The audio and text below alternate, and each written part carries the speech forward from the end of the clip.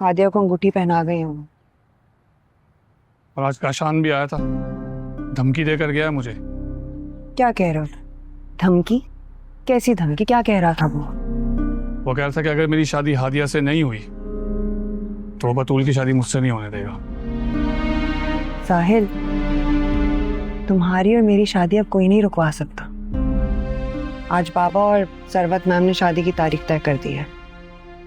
हाँ, लेकिन मुझे डर है कि कहीं वो आशिर साहब से कोई उल्टी सीधी बात ना कर दे। क्या उल्टी सीधी बात करेगा?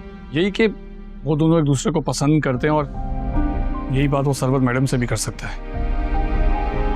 हाँ, तुमने बताया तो था मुझे। सरवत मैम से मिलने आता है। मिलने नहीं आता, भत्ता लेने के लिए आता है वो। तो ये बात तुम आशिर साहब को क्यों नहीं बता देते? आशिर तो आज भी मुझसे पूछ रहे थे कि यहाँ क्यों आया, क्यों आता तुम्हारे पास मिलने के लिए। तुमने क्या कहा? मैंने बता दिया उनको।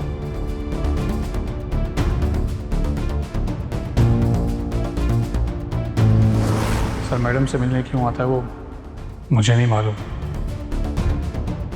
रही बात मेरे ताल्लुक की, तो मेरा काशान से कोई ताल्लुक नहीं। एक दिन उसने मामू से बदतमीजी की थी। मेरे पूछने पे भी मामू ने मुझे वजह नहीं बताई। बस इसी बात पे मेरा झगड़ा हो गया काशान से। और आज वो मुझे धमकी देने के लिए आया था कि मेरे मैडम से ताल्लुकात बहुत अच्छे हैं और मैं तुझे जॉब से निकलवा दूंगा। मुझे तो कुछ समझ में नहीं आ रहा कि मैं क्या करूं।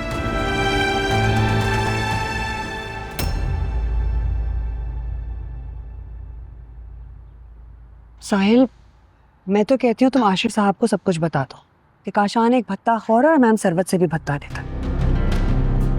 मैडम सरवत ने सख्ती से मना किया मुझे कि ये बात आशीष साहब के कानों तक भी नहीं पहुंचनी चाहिए।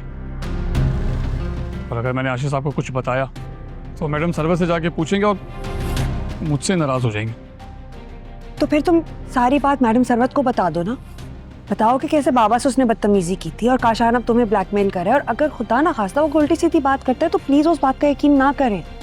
डर रहा हूं मैं कि कहीं मुसीबत उल्टी गले ना पड़ जाए। क्या मतलब? यही कि अगर मैं चुप रहता हूं तो भी खतरे में, और बोलता हूं तो भी खतरे में, और सरवत मैडम कहीं हम पर शक ही ना करने लगे।